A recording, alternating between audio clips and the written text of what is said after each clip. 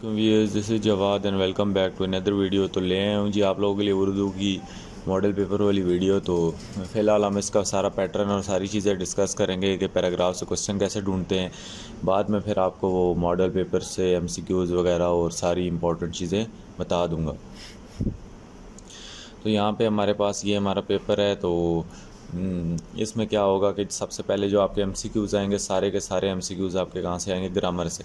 आप यहाँ पे देख भी सकते हो कि पहला जो एमसीक्यूज़ है हमारे पास के ऐसी नज़म जिसके हर वन में 6 मिसरे उसे क्या कहते हैं। उसके बाद ऐसी नज़म जिसमें वाक़या करबला को वो बनाया गया वो, तो उसको क्या कहते हैं। इसका मुसद्दस है मेरे ख्याल से, इसका मरसिया है। उसके बाद किस सिनफ़ सुखन का हर शेर अलग अलग मौजू का हामिल होता है। तो जो यहाँ पे आज़ाद नज़म है आई थिंक सो उसका होता है। उसके बाद बर्फ़ की तरह ठंडा पानी कवायद की रूह से क्या है, तशबीह है जी। उसके बाद किस शेर की आमद है कि रन काँप रहा है, रन ही क्या अंदा पता नहीं इसका आगे क्या शेर था। तो इस तरह ये आपकी जुमला है, इसमें आगे कितने अज़ा होते हैं, ये सारी ग्रामर आपकी आएगी। ग्रामर पे मैं वीडियो अपलोड पहले भी कर चुका हूँ, तो वहाँ से आप लोग इसको देख लो। मैं इसके आपको टॉपिक्स बता दूँगा, और जिनके पास नहीं है तो ये सारा आपका यहाँ से आएगा। बाकी अगर हम नीचे आएँ तो इबारत को पढ़ के आपने सवालों के जवाब देने हैं। तो यहाँ पे क्या आएगा कि एक दिन दिल्ली में चांदनी चौक से गुजर रहा था कि मेरी नज़र एक फ़कीर पर पड़ी जो कि बड़े मौसर। ये फ़कीर वाले चैप्टर से आया। तो मरकज़ी ख़्याल वाला हमेशा आपका पहला सवाल होगा, लेकिन ये कंपलसरी नहीं होगा, आप इसको अपने पास छोड़ सकते हैं। इसमें से कोई से 7 सवालात के जवाब देने हैं। मरकज़ी ख़्याल में ये होता है कि इसको अपनी वर्डिंग में मतलब कि टू द पॉइंट, जिस तरह इंग्लिश में आप समरी लिखते हैं छोटी सी, वहाँ पे मरकज़ी ख़्याल 2-3 लाइनों का होता है, इससे ज़्यादा का नहीं होता। और यहाँ पे यही आप इसका मरकज़ी ख़्याल बना सकते हैं कि एक फ़कीर था जो कि अपनी हालत ज़ार बयान कर रहा था, लेकिन वो दिखने में तो बहुत सेहतमंद नज़र आता था। और उसके बाद वो लोगों को कह रहा था कि मेरी बात सुनो, ये उसकी पुकार शुकार ये नहीं लिखने लग जाना। उसके बाद यहाँ पे फ़कीर की स्पीच का ख़ुलासा अपने अल्फाज में तहरीर करें, तो ख़ुलासे में थोड़ा बड़ा लिखते हैं तो इसको लिख लेना, लेकिन यहाँ पे भी 3-4 लाइनों से ऊपर नहीं जाना क्योंकि इसके नंबर ही 2 हैं। उसके बाद कितने वक्त बाद दर्द भरी तकरीर दोहराई जाती है, तो यहाँ पे ऊपर ढूंढ लेते हैं कितने दिनों मिनट बाद दोहराता था।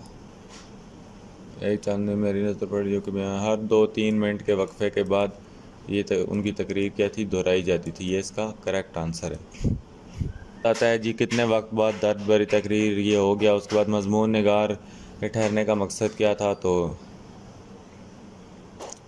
यहाँ पे मजमून निगार कहता है कि मुझे ये तर्ज ऐसा मालूम हुआ, मैं इस शख्स को देखने और उसके अल्फाज सुनने के लिए ठहर गया। उसका जो अंदाज़ बयान था वो ऐसा ख़ास था कि हमारा जो मजमून लिखने वाला बंदा था वो उधर ठहर गया। उसके बाद फ़कीर की सूरत मसख़ा होने की क्या वजह थी, तो यहाँ पे उसका चेहरा एक हद तक खूबसूरत होता, मगर बदमाशी और बेहयाई ने उसकी सूरत क्या कर दी थी, मुसख़्ख़ा कर दी थी। तो इसको आप यहाँ से शुरू करेंगे। उसका फ़कीर का कद मोटा और ताज़ा था, उसकी चेहरा मुसख़्ख़ा होने की वजह यह थी कि चेहरा तो खूबसूरत था मगर बदमाशी और बेहयाई ने उसकी चेहरा मुसख़्ख़ा कर दिया था।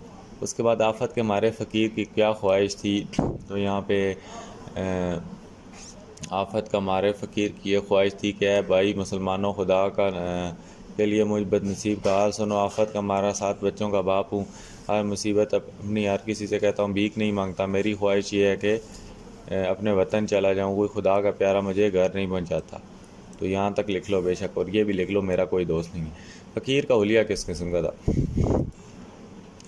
चलो फ़कीर का हुलिया पहले ढूंढ लेते हैं, इसको मैं 1 मिनट ख़त्म कर देता हूँ सारे को। तो फ़कीर का हुलिया यहाँ पे आएगा जी। उसके हुलिया में ये है, उस फ़कीर का कद लंबा, जिस्म मोटा, ताज़ा। तो ये वही ऊपर आंसर आ गया। तो एक सवाल के 2 जवाब हो सकते हैं। मैंने 9th वालों को भी बताया था उर्दू में, और आपको भी बता रहा हूँ इंग्लिश में भी। उसके बाद फ़कीर कितने बच्चों का बाप था, तो ये देखो आफत का मारा कितने बच्चों का, 7 बच्चों का बाप था। तो आपने लिखना है कि बस इसको इतना ही लिखोगे, और इसमें क्या लिखोगे। फ़कीर ने किन मुसलमान भाइयों से क्या इल्तिजा की, उसने मुसलमान भाइयों से ये इल्तिजा की कि कोई खुदा का प्यारा मुझे घर नहीं मिल जाता। मुसलमान भाइयों में गरीब वतन हूँ, मेरा कोई दोस्त नहीं। ए खुदा के बंदो मेरी सुनो, मैं गरीबुल वतन हूँ। तो यहाँ पे ये पैराग्राफ अभी आपका जो मर्ज़ी आ जाए, ऊपर इसके अगर जवाब लिखे हों तो आपको फिर क्यों इम्पोर्टेंट पैराग्राफ पूछने की ज़रूरत है। मुझे ये बात नहीं समझ आ रही। वैसे बताऊँगा, टेंशन नहीं लेनी उसकी भी। कोशिश करते हैं फुल बुक का रिव्यू ही कर देता हूँ, तो उसमें आपकी सारी चीज़ें क्लियर हो जाएंगी। तो बाकी ये सही शेर में आ जाओ तो यहाँ पे आपको ये 5 शेर आएंगे, ये आपकी गज़लों में से आएंगे। इसमें से इम्पोर्टेंट सारे बता दूंगा। ये फ़ख्र तो हासिल है, ये आपकी आखिरी गज़ल से आया हुआ है। बुरे हैं कि भले हैं, 2-4 कदम हम भी तेरे साथ चलें, ये शेर आपकी आखिरी गज़ल से आया है। महरम भी है ऐसा कि जैसा ना महरम, ये हमद और नात तो बहुत इंपॉर्टेंट है, इसको भी कर लो। शायद ही आपकी बुक में है या नहीं, लेकिन जो भी आसान शेर है, ये 9 वालों का भी आया था। उसके बाद फ़ातिमा तो आबरे हुए मरहूम है, ये अल्लामा इकबाल की वो उससे आया है, नज़म से। मैं की रोशन, इसका मुझे नहीं पता, ये वतन से आया, मेरे वतन से। मैं की रोशन प्यारी प्यारी तेरी। उसके बाद ये समा एक कवि, ये वो काश्तकार है, काश्तकार वाले से आया है। ये इम्पोर्टेंट ही है वैसे, इनको देख लो। उसके बाद सवालात इसमें से क्या आते हैं कि इस शेर का मरकज़ी ख्याल लिखें।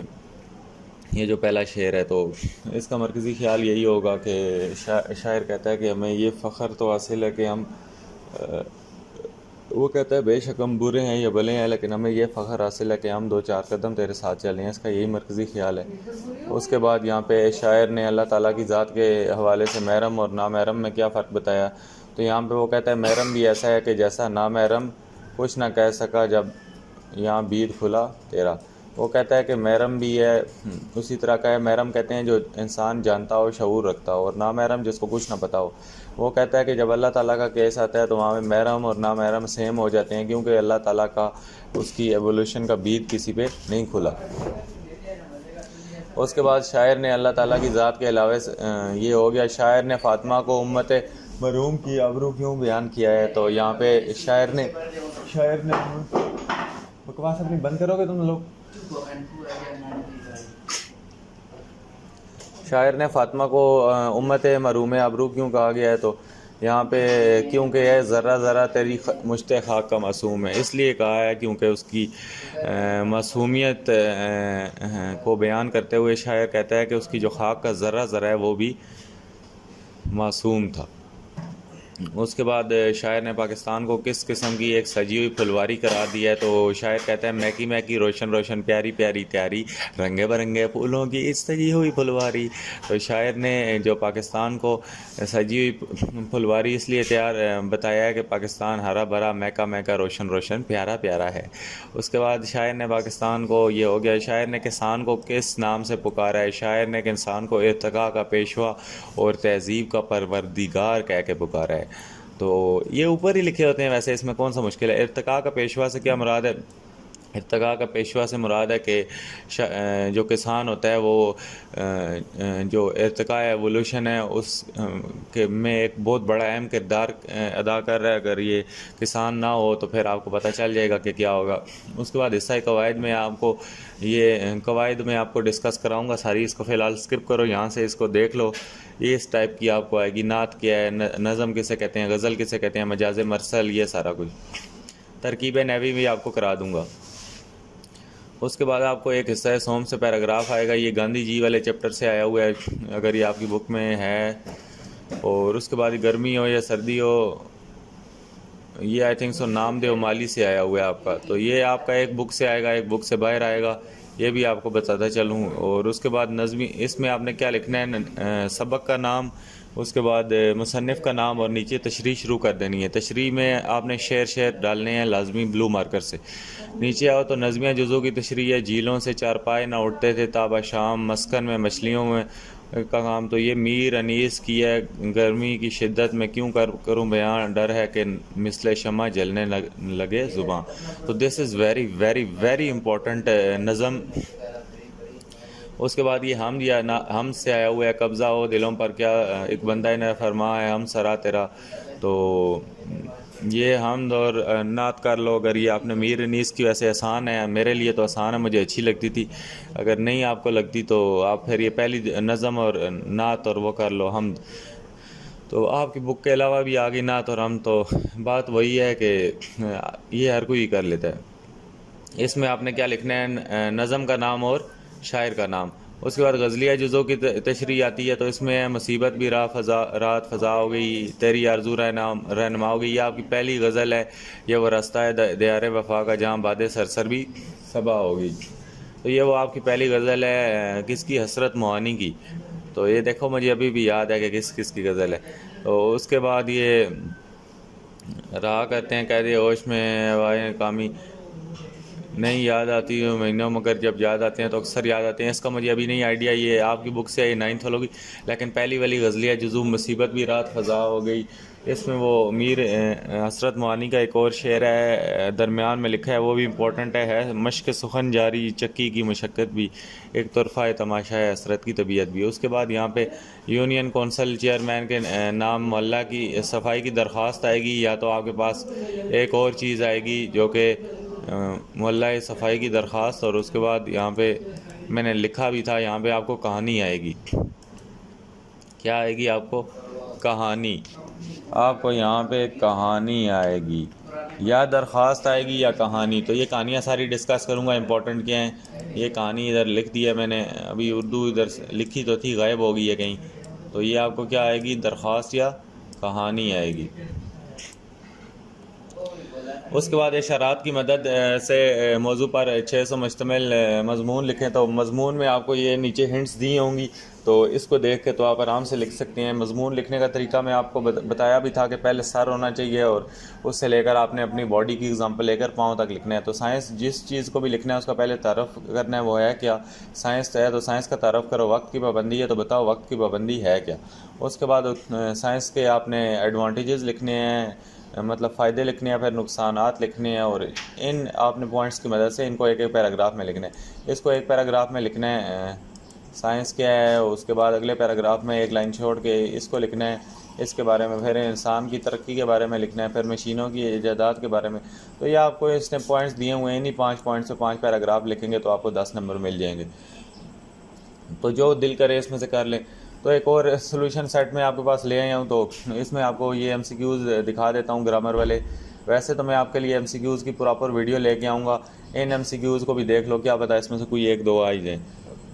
उसके बाद आ गए औलादे इब्राहिम नमरूद। तो फिर किसी को किसी इम्तहान का मकसूद, तो कवायद की रूह से इसमें तलमी यूज़ हुई है। तलमी का मतलब है किसी तारीख़ी इशारे की तरफ वो करना। तो यहाँ पे ये इब्राहिम अलैहिस्सलाम को जब आग में डाला गया तो नमरूद ने, तो ये उसके बारे में इशारा है। तो इसमें वो एक और भी है कि बेख़तर कूद पड़ा आतिश नमरूद में इश्क अक्ल है महवे तमाशा लबे बाम अभी। तो ये वो भी तलमी का इशारा है, वहाँ पे भी हज़रत इब्राहिम की बात हो रही है। उसके बाद आदमी आदमी से मिलता है दिल, मगर कम किसी से मिलता है। इसमें कवायद की रूह से मिलता है, क्या मिलता है, ये आखिर में आ रहा है तो इसलिए रदीफ़ है। गज़ल के तमाम अशार होते हैं जुदा जुदा मानियों के हामिल। उसके बाद जी कितना है बदनसीब ज़फ़र दफ़न के लिए 2 गज़ ज़मीन भी न मिली कुए यार में। 2 गज़ ज़मीन कवायद की रूह से क्या, कनाया।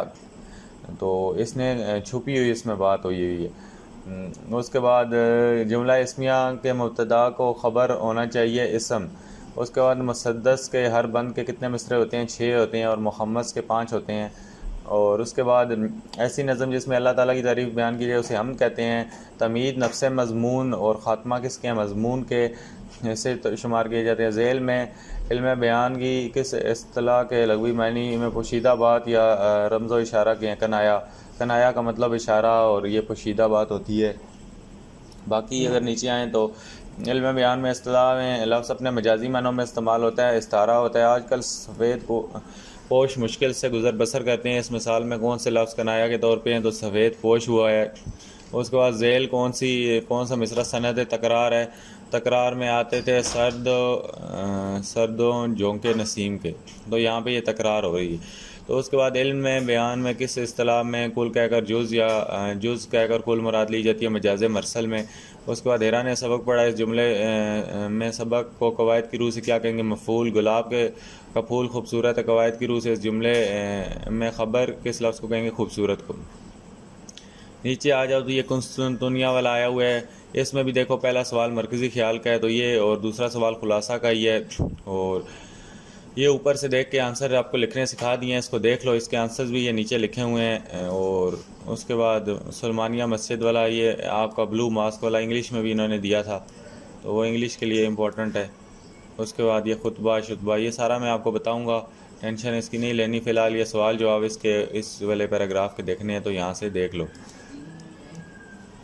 ये उन बच्चों के लिए वीडियो मैं बना रहा हूँ जिनको बिल्कुल पेपर पैटर्न और पेपर बहुत मुश्किल लग रहा था, क्योस बना हुआ था कि उर्दू का पेपर कैसा होगा, नया पेपर कैसा आ गया। तो इजी सीन है, कोई मसला नहीं है। ये शेर से उन्होंने जवाब लिखे हैं। देखो मैंने आपको इसीलिए सोल्यूशन के बगैर वो खुद सोल्यूशन करके दिखाया है कि आप लोगों को कोई मसला ही नहीं होना चाहिए उसमें, जो मर्ज़ी आ जाए इसमें तो इतना आसानी होगी ये।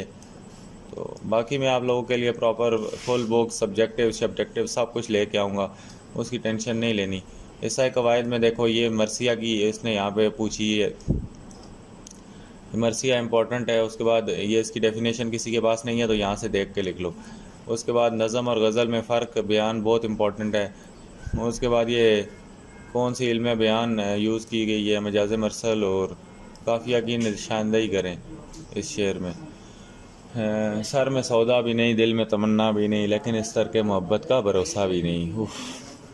यहाँ पे फिर आपको ये पैराग्राफ दिए गए हैं जी, इनकी तशरीह करनी है। ये तशरीह करना भी देख लो। वैसे तो मैं आपको तशरीह का प्रॉपर तरीका जो बताऊँगा, यहाँ पे उसने वो मुसन्निफ़ का नाम और वो नहीं लिखा हुआ, तो वैसे इतनी बड़ी तशरीह होनी चाहिए, यहाँ तक इतनी बड़ी तशरीह होनी चाहिए, कम से कम ये 1-1.5 पेज की होनी चाहिए। तो तब आपको कितने नंबर देगा, 5। नीचे आओ तो ये इसकी भी तशरीह हुई है। ये वैसे आप लोगों के पास भी होंगे, सारों के पास, तो इनको मुझे दिखाने की कोई ज़रूरत नहीं है। उसके बाद नज़म की तशरीह में भी आपने वो नाम लिखना है चैप्टर का, और नीचे ये देखो शेर भी नीचे डालने हैं। शेर डालते वक्त ये ख्याल रखना कि इसके शुरू में ये जो इसकी अलामत सी डालते हैं शेर की, ये लाजमी डालनी है। उसके बाद शेर नंबर 1 की गज़ल में आपने क्या काम करना है कि गज़लिया जुज़ों की तशरीह में अलग अलग तशरीह करनी है। शेर नंबर 1 की तशरीह अलग करनी है। और शेर नंबर 1 से मुराद ये ऊपर वाली लाइन है, भूल जाता हूँ सितम उसके उस सादगी से क्या मिलता है, आज क्या बात है रंग फूलों का तेरी हंसी से मिलता है। तो ये नीचे वाला शेर नंबर 2 है, इसकी तशरीह आपने अलग करनी है। और उसके बाद आगे अगर हम आएँ तो एक फाख्ता और च्यूंटी के दरमियान कहानी आ गई। तो आपको बताया था या तो दरख्वास्त आएगी या तो कहानी आएगी। तो ये एहसान का बदला, एहसान फाख्ता और च्यूंटी वाली कहानी आ गई। बाकी कहानियाँ डिस्कस करूँगा। उसके बाद ये मज़मून बरसात का मौसम है और ये उसका जवाब है सारा। ये मज़मून आपने इतना बड़ा लिखना है, ये देख लो, तो तब नंबर मिलेंगे। उसके बाद मेरा पसंदीदा शायर, ये इंपॉर्टेंट है थोड़ा टॉपिक, तो इसको भी देख लो। और ये नीचे देखो कितना लंबा लिखा हुआ है। तो उम्मीद है आज की वीडियो अच्छी लगी होगी। वीडियो अच्छी लगी है तो चैनल लाजमी सब्सक्राइब करो। मिलता हूँ किसी नेक्स्ट वीडियो में। अल्लाह हाफ़िज़, टेक केयर।